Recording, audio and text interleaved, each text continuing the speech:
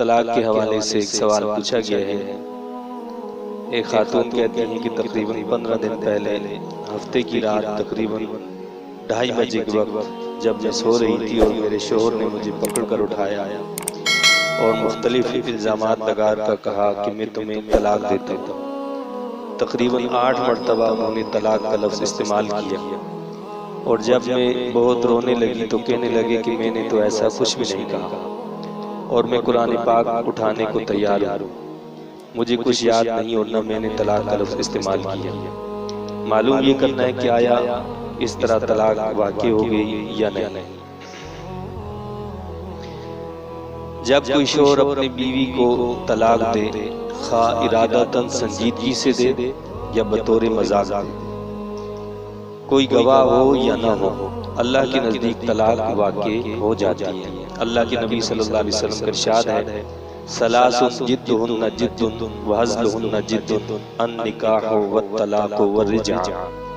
یعنی 3 چیزیں ایسی ہیں کہ وہ ہر صورت میں مؤثر ہوتی ہیں،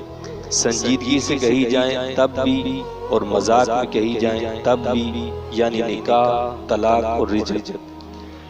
اگر کوئی شوہر 3 طلاقیں دے کر انکار کر دیتا ہے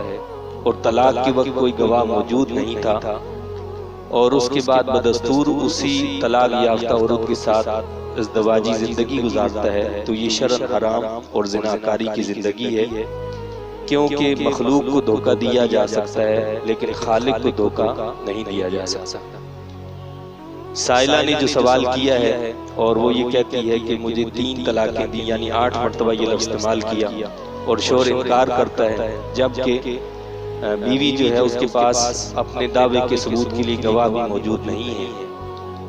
وہ اسے قائل کریں کہ اللہ تعالیٰ کی ناراضگی اور آخرت کے عذاب سے ڈرو، اگر انہیں خوف خدا آ جائے تو شریعت پر عمل کرے،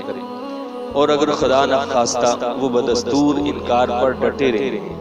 تو شوہر کے انکار اور گواہوں کے نہ ہونے کی وجہ سے قضائے حرمت اور تفریق کا حکم نہیں لگایا جا سکتا، لہذا بظاہر حکم نکاح قائم رہے گا۔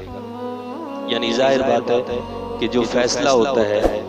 یا مفتی کوئی فتویٰ دیتا ہے تو وہ شہادت اور گواہوں کی موجودگی پر دیا جاتا ہے، اور حقائق اگر اس کے مختلف ہوں تو وہ اپنی جگہ پر اسی طرح برقرار رہے، لیکن چونکہ قاضی کا کام یا مفتی کا کام یہ ہے کہ جو ظاہر شریعت کا حکم ہے اس کے مطابق وہ گواہ پیش کریں تو اس کے مطابق جو ہے فتویٰ دیا جا سکتا ہے، لیکن اگر گواہ پیش نہ کر سکیں تو ظاہر ہے کہ جس پر دعویٰ کیا گیا ہے اس کی قسم پر اعتبار کرتے ہوئے اسی کے حق میں فیصلہ سنایا جاتا ہے۔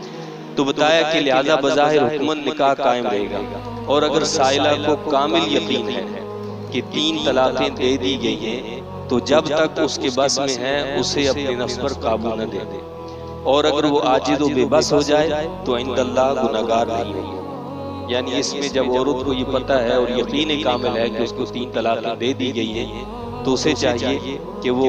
اس شخص کو، یعنی جو اس کا شوہر تھا جس نے اس کو طلاق دے دی، اپنی جان پر اپنے نفس پر قابو نہ دے۔ لیکن اگر وہ بے بس ہو جائے اور اس کے اختیار کچھ بھی نہ ہو، اب وہ گناہگار نہیں ہوگی، یعنی وہ خاتون، وہ عورت گناہگار نہیں ہوگی، وہ سارا گناہ جو ہے اس مرد پر جائے گا۔ لیکن عند اللہ وہ طلاق ہو چکی ہے، یعنی اگر شوہر انکار کر رہا ہے تو اس کے انکار کی وجہ سے ظاہری طور پر چونکہ گواہ موجود نہیں ہے، حکم تو اس کے حق میں دیا جائے گا کہ جی نکاح قائم ہے، لیکن عند اللہ وہ نکاح بہرحال قائم نہیں ہوگا۔ اسی لیے اللہ کے نبی صلی اللہ علیہ وسلم بھی جب کوئی فیصلہ فرماتے تھے تو آپ پہلے یہ فرماتے تھے کہ ہو سکتا ہے کہ کسی کی جرب زبانی کی وجہ سے اپنی بات کو وہ بڑے اچھے مدلل انداز میں پیش کر سکتا، اور دوسرا جو شخص ہے وہ اپنی بات کو صحیح طور پر پیش نہیں کر سکتا، تو میں کسی شخص کی چرب زبانی کی وجہ سے فیصلہ اس کے حق میں دے دوں، حالانکہ وہ چیز دوسرے کی ہو تو اسے سمجھ لینا چاہیے کہ میں نے اس کو جہنم کا ٹکڑا اٹھا کر دے دیا۔ تو فیصلہ جو ہوتا ہے وہ ظاہر پر ہوتا ہے، لہٰذا ان چیزوں کا خیال رکھنا چاہیے۔ عموماً مرد حضرات جو ہیں وہ جو ہے لوگوں سے جو ہے پھر یعنی معاشرہ کیا کہے گا، ماحول کیا کہے گا، عزیز و اقارب کیا کہیں گے، رشتہ دار کیا کہیں گے، وہ جھوٹ بولنا شروع کر دیتے ہیں اور ساری زندگی گناہوں میں گزار دیتے ہیں۔ اور اللہ کا عذاب اور لعنتیں اس گھر پر برستی رہتی ہیں، ظاہر ہے پھر ہمارا عمل کہاں سے آئے گا؟ جھگڑے کیسے ختم ہوں گے؟ وہاں پھر ختم نہیں ہو سکتے۔